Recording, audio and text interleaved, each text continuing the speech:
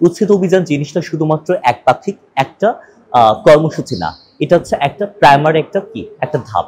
এবং সেই জায়গা থেকে আমরা কিন্তু ধাপে, ধাপে একটা বড় একটা প্রকল্প, একটা পরিকল্পনায় কিন্তু আমরা আগাচ্ছি। যে আমরা কিভাবে আমাদের যে ৮ টা এন্ট্রান্স আছে আমরা প্ল্যান করেছি সেগুলো আমরা কিভাবে সংরক্ষিত করতে পারি।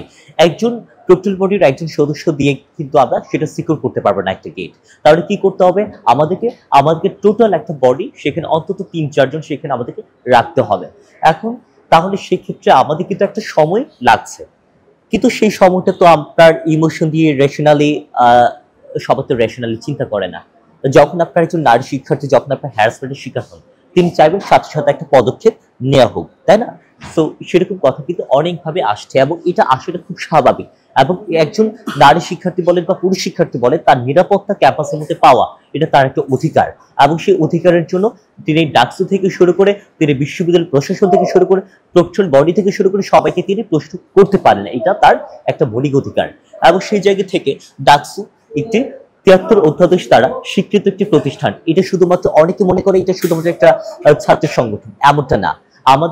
আমরা কিন্তু প্রশাসনের একটা বডি, একটা ফর্মাল বডি এবং আমাদের কিন্তু বেশ কিছু কি আছে? এখতিয়ার আছে। হ্যাঁ, আমি যদি এখন মাঠে নেমে যদি এগুলো যদি উচ্ছেদ অভিযান করি সেটা হয়তো বা ব্যক্তিগতভাবে আমার জন্য একটু হুমকিস্বরূপ। কিরকম হুমকিস্বরূপ? যে কেউ আমাকে অন্যভাবে ফ্রেমিং করতে পারে যে আমি লাঠি নিয়ে ঘুরছি। কেউ আমাকে বলতে পারে যে আমি একটু এগ্রেসিভ ভাবে কাজগুলো করছি। এরকম ভাবে অনেকভাবে আমাকে কি করতে পারে? ফ্রেমিং গুলো করতে পারে। কিন্তু আমি আমার ব্যক্তিগত জায়গা থেকে ব্যক্তিগত যে বিষয়গুলো আছে সেই জায়গা থেকে আমি ছাপিয়ে আমি দেখছি আমাকে ৯,৫৪৮ জনটা আমাকে ভোট দিয়েছে বা ভোট দেয় নাই বা ভোট দিতে চেয়েও দিতে পারে নাই সে মানুষগুলোর কথা আমার কাছে রাজনীতির ঊর্ধ্বে গিয়ে কিভাবে আমার বিশ্ববিদ্যালয়কে সিকিউর করতে পারবো। একজন ফিমেল স্টুডেন্ট যখন তার রোকেয়া হল, শুধুমাত্র রোকেয়া হল থেকে, আপনারা তো জানেন যে রোকেয়া হল পাশে টিএসের পাশে, সেখান থেকে আসতে যেতে তাদেরকে হ্যারাসমেন্টের শিকার হতে হয়। তাহলে ভাবেন যে আমাদের পুরো ক্যাম্পাস কত বড়, সেখানে কিরকম ঘটনা ঘটে। তো সেই জায়গা থেকে আমাদের যে উচ্ছেদ অভিযান সেটা আমাদের প্রাথমিকভাবে এগুলো হচ্ছে। কারণ উচ্ছেদ অভিযানের যে জায়গাটা যে এটা এখন একটু ক্লিয়ার করি। আমি একটা প্রস্তাবনা দিয়েছি। সেই প্রস্তাবনা হচ্ছে আপনার ফুচকাওয়ালা, ভেলপুরিওয়ালা, যারা বাদাম বিক্রেতা আছে তাদের কিন্তু আপনার ক্যাম্পাস থেকে একদম নির্মূল করতে পারবে না। যারা আপনার বাদামওয়ালা আছে তাদের কিন্তু নির্মূল করতে পারবে না। আমি তাদেরকে কি করছি? আমি তাদেরকে প্রাথমিকভাবে বলছি যে আপনারা এই জায়গায় বসবেন না, এই জায়গাটা সেন্ট্রাল লাইব্রেরি। হ্যাঁ, সেন্ট্রাল লাইব্রেরির জায়গায় যদি আপনার ফুচকাওয়ালা, বাদামওয়ালা বসে আপনার দেখবেন যে সেন্ট্রাল লাইব্রেরির জায়গাটা টোটাল আপনার এখন নিউ মার্কেটের মতো একটা অবস্থা হয়ে গেছে। সেখানে আপনার পড়াশোনার মতো সুস্থ একটা পরিবেশ তো আমাকে দেখতে হবে নাকি? সেটা আমাকে কিন্তু দেখতে হবে। সো আমার কথা হচ্ছে যে আপনি এখান থেকে আমরা তাদেরকে পরবর্তীতে কি করতে পারি? একটা পারমিশন দিয়ে আমরা কোনো একটা জায়গায় তাদেরকে সেট করতে পারি। যেহেতু তারা ২০ বছর ৩০ বছর ধরে এখানে বিভিন্ন ধরনের ব্যবসার সাথে জড়িত। কিন্তু কাদেরকে আমার উচ্ছেদ করতে হবে? যারা মূলত সিন্ডিকেটের সাথে জড়িত। আমি দেখেছি যাদের অনেকের আছে যে ৩০-৪০ টা দোকানের মালিক। অনেক দেখেছি আপনার ফুচকাওয়ালা এখানে বসে, ওখানে কি বলে উদ্যানের সামনে বসে। তারপর শৈপিনের একটা দোকান আছে।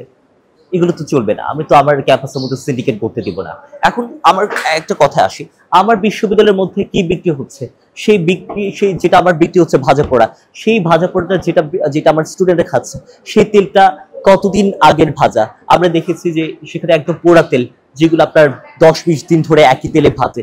এরকম অস্বাস্থ্যকর পরিবেশের যে খাবার, এখানে তো একটা বডি আছে, একটা প্রশাসন তো আছে। সেই প্রশাসন তো উচিত সেগুলো তদারকি করা। হ্যাঁ, স্ট্রিট ফুড তো কি স্ট্রিট ফুড বিক্রি করছে, কিন্তু তারপর তো জবাবদিহিতার আওতায় তো আনতে হবে যে আপনি স্টুডেন্টদের কাছে বিক্রি করছেন বা অনেকের কাছে বিক্রি করছেন, সেই তেলগুলো কোত্থেকে আসছে না আসছে, সেই তেলগুলো কতটা স্বাস্থ্যকর সেগুলো তো দেখতে হবে। হ্যাঁ, এখানে একটা নাম করা একটা ব্র্যান্ডের একটা দোকান আছে আমাদের ক্যাম্পাসের। হ্যাঁ, এটা বিশ্ববিদ্যালয় দিয়েছে। তারা কি করে? তারা একই তেলে ৩ দিনে ভাজে। সেটা আপনাদের ইয়েতে আসেনি। এখন সেই জায়গায় অনেকে বলছে যে ফুটেজ করে। আমি ফুটেজটার জন্য হলে তো এই কথাটা অনেক আগে আসতো। আমি তাদেরকে সুন্দর মতো ডেকে বুঝিয়েছি যে দেখেন এখানে আপনার স্টুডেন্টরা কিন্তু আপনার এখানে খায় এবং সেই জায়গায় আপনার কিন্তু এখানে অনেক বিভিন্ন শাখা প্রশাখা আছে, অনেক ব্রাঞ্চ আছে। আপনারা যদি এইভাবে যদি একটা বিশ্ববিদ্যালয় যদি একই তেলে যদি ৩ দিন ভাজান তাহলে তো হবে না। সো এই কাজগুলো আমরা করছি প্রতিনিয়ত, সেগুলো অন ক্যামেরা হোক, ক্যামেরার বাইরে হোক।